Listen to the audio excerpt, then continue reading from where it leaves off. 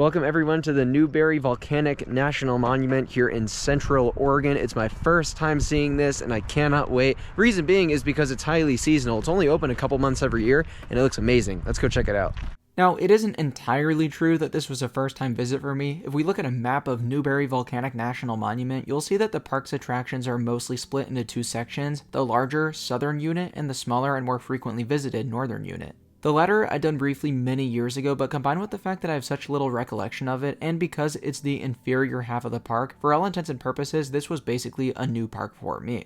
The reason I'd never been to the southern portion is because it's only open for a few months in the summer and fall seasons, so we saw our road trip from California to the Canadian Rockies passing right on through Oregon as the perfect opportunity to experience Newberry in full. For context, this park was designated as a national monument in 1990 to protect the area around the Newberry volcano. Why it's significant is due to its massive size, potential for future eruptions, and importance to both the ancient and modern environment. The 54,000-acre park encompasses alpine lakes, lava flows, mountain peaks, and other unique geologic features. So we begin our visit by checking out Polina Falls, accessed by a quick and easy half-a-mile trail. This is a highly unusual double waterfall sourced by Polina Lake, which I'll talk more about later. With a height of 80 feet and an obviously eye-catching total width, Polina Falls is spectacular to say the least. And while here, be sure to check out the Upper Falls viewpoint, which is even easier to get to than the base as you simply walk past a trail split for a few minutes to reach it.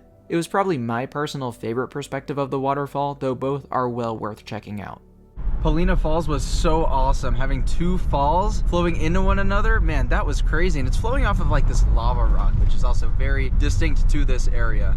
Next up, we were well on our way to Polina Peak, my favorite spot in the entire park. The mountain marks the highest point of Newberry Volcanic National Monument, and visitors can drive up to the summit by utilizing a few miles of unpaved gravel road. While this was relatively well maintained and should be passable no matter the vehicle, it does narrow in next to steep drop-off, so be sure you're comfortable driving at staggering heights before conquering this. The view is more than worth the effort as you're granted 360-degree panoramic views of the landscape. Directly to the north is Polina Lake, which I referenced before, just this absolutely enormous body of water located within the caldera of Newberry Volcano. To its east is the appropriately named East Lake, another crater lake formed by volcanic activity. Though it's not as big, it's pretty much equally as beautiful with that picture-perfect shade of blue. Probably the most unbelievable aspect of this view is the big obsidian flow to the east, which almost appears like a glacier just with the opposite color. This is the youngest lava flow in Oregon at just 1,300 years old, making it an especially well-preserved expanse of this stuff.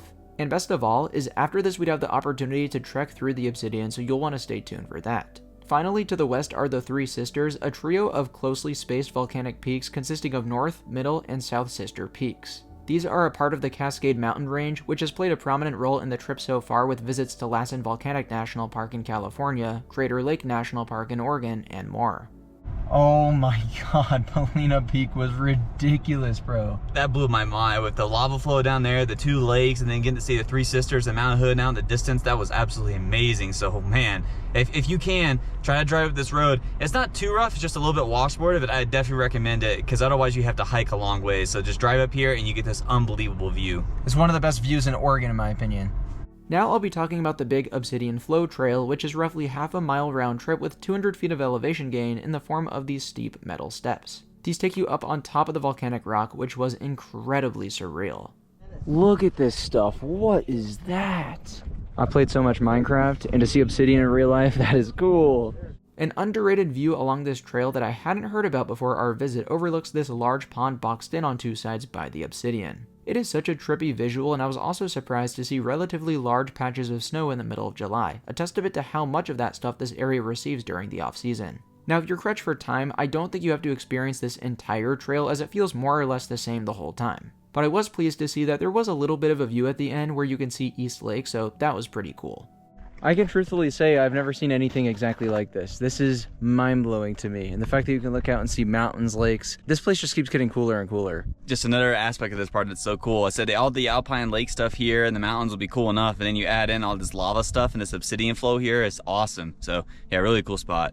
To get a better feel for the park without putting in much of any effort, we drove to the end of the paved access road connecting all these spots in the southern unit, which terminates at a trailhead and campground at the base of East Lake. This was a nice relaxing spot to appreciate this particular lake, which was interesting because it's surrounded on all sides by a caldera disguised as regular plain old hills. We also decided to see Polina Lake from a similar angle by parking at the Little Crater Campground, which wasn't as cool since the surroundings weren't anything special. Still, it was quite pretty. And for those of you who can't get enough of this part of Newberry and are looking for even more to do, this is also close by to the trailhead for Polina Lake Hot Springs, which is about 4 miles round trip but completely flat. I was initially surprised to discover that they had hot springs here, but upon reflection it really makes perfect sense and it's something I'd love to check out if I'm able to get back here someday. Stopped off to see East Lake and Polina Lake, and now we're going to head onwards to the northern unit of the park. This I actually have been to before, but it was very brief, so I'm pretty much experiencing a new park today.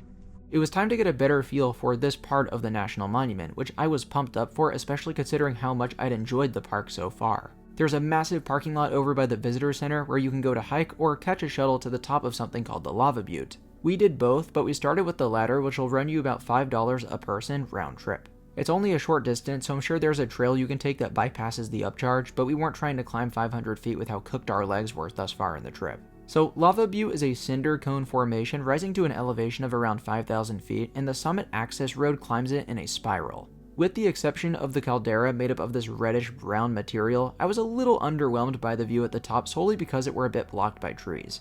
Also, shuttle buses swing by every 20 minutes, and beyond the few minutes we planned to spend here, our preference was not to wait 15 or so for another bus to show up. So instead, we felt the need to rush Lava Butte so we could come down on the same shuttle that took us up. Obviously, I understand the need for this system as there's no space up here for a parking lot, but I wish buses would chill at the summit for a bit longer before departing, as most people seem to be good after a glance or two.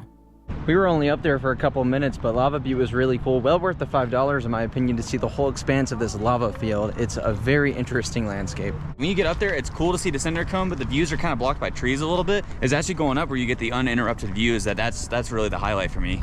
To conclude our visit to Newberry Volcanic National Monument, we embarked on the Trail of the Molten Land, which takes you a mile through a more conventional lava flow. This is cooled basalt which formed as a result of an eruption off of Lava Butte, and this was only 6,000 to 7,000 years ago, so like the big obsidian flow, that's quite recent in the grand scheme of things. This makes it one of the best examples of a lava field in the United States, and I love it especially for the mountain views from the trail itself. All in all, yet another super interesting experience. Just wrapping up on the Trail of the Molten Land, and it's really cool to see such a desolate area. This turned out to be a very diverse national monument, surprisingly. I had a lot of fun here. The only thing we missed out on, they do have a very cool lava cave. You need a reservation to experience that. Unfortunately, we just didn't know, but I don't feel too bad about it because yesterday we were at Lava Beds National Monument in Northern California, which is a lot like this, except it focuses on lava tubes. So check out that video if you haven't already. Yeah, this place is really cool. The upper area is definitely the highlight with the all in the peak looking down at the lakes and the crater and the obsidian flow area, which was awesome. Polina Falls was really cool. And then this area is also really nice too. So yeah, I really like this place and definitely come check it out. Thank you all so much for watching, and we'll see you in the next one from Mount Hood National Forest in Northern Oregon. Peace out, guys.